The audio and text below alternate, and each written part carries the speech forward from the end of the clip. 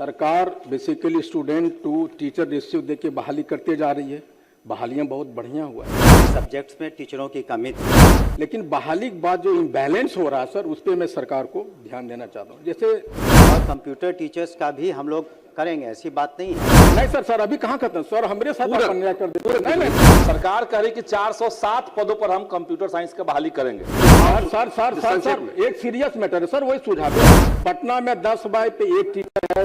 इस इम्बैलेंस को माननीय मंत्री जी थोड़ा देखिए। शिक्षक ज्यादा है, छात्र कम है, तो छात्र और शिक्षक का जो अनुपात की बात है, तो उसको हम लोगों ने डिस्ट्रिक्ट मैजिस्ट्रेट को अथॉरिटी दी है कि उन्हीं लोगों ने शिक्षित कीजिए, कंप्यूटर का बहाली उसको कीजिए। इस संबंध में सरकार ने जवाब दिया है कि अभी तक टीआरई 1 से लेकर टीआरई 3 तक 8,593 और टीआरई 4 में 407 होने जा रहा है। इसमें मेरा कोई सवाल नहीं है पूरा, लेकिन सर एक सुझाव है। सरकार basically student to teacher ratio दे के बहाली करते जा रही है।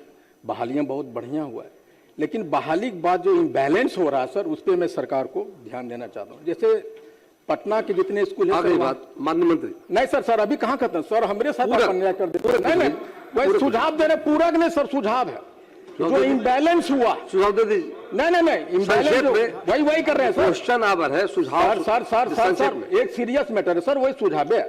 इम्बैलेंस हुआ है। पटना में 10 बाई पे 1 टीचर है, 5 बाई 1 है। आप पलामू झारखंड की तरफ जाइए तो 70 बाई 1 है, जमुई में 40 बाई 1 सिर्फ इसलिए हुआ है जो यूपी वाला हुआ यूपी बॉर्डर में चला गया सर, जमुई वाला सर पटना में चला आया, झारखंड वाला नवादा बांका में। इस इम्बैलेंस को माननीय मंत्री जी थोड़ा देखिए। और ये जो बहाली टीचर वाला हो रहा है ना, इतना जो भर के आ गया जमुई वाला, यहाँ उन्हीं लोगों ने शिक्षित कीजिए, कंप्यूटर का बहाली उसको कीजिए। माननीय अध्यक्ष महोदय, विषय को लंबा मत कीजिए, संक्षेप में पूरा पूछना चाहिए और मेंबरों का क्वेश्चन भिजवाएगा। आप बोले अनुमति देंगे तब, अनुमति दी आपको हमने, हमसे अनुमति पहले लीजिए, हम बुलवाएंगे। हाँ देंगे, पहले उनका खत्म तो पहले हो। माननीय मंत्री। माननीय अध्यक्ष महोदय, जो टीआरई 4 का हम लोगों ने अधियाचना बीपीएससी को भेज दी है, जिसमें 45,000 से ज़्यादा विभिन्न विषयों के टीचर्स की आवश्यकता थी, तो इसको देखा गया कि खास करके फिजिक्स, केमिस्ट्री, मैथमेटिक्स, इन सब्जेक्ट्स में टीचरों की कमी थी।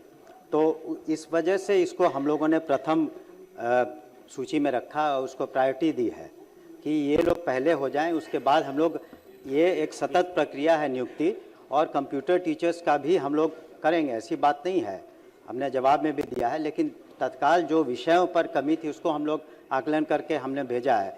जहाँ तक दूसरा उनका जो ऑब्जर्वेशन था और सुझाव था कि जो कई स्कूलों में थोड़े शिक्षक ज़्यादा हैं, छात्र कम है, तो छात्र और शिक्षक का जो अनुपात की बात है, तो उसको हम लोगों ने डिस्ट्रिक्ट मैजिस्ट्रेट को अथॉरिटी दी है कि उसको रैशनलाइज करके जहाँ जिस सब्जेक्ट की जितनी आवश्यकता होगी जिले के अंदर, उनकी कमेटी है डिस्ट्रिक्ट मैजिस्ट्रेट के, डीओ और अन्य पदाधिकारी उसमें है, उसको आकलन करके उसको सुधार लेंगे। धन्यवाद। संदीप जी क्या बोले, एक पूरा खाली पूछिए आप।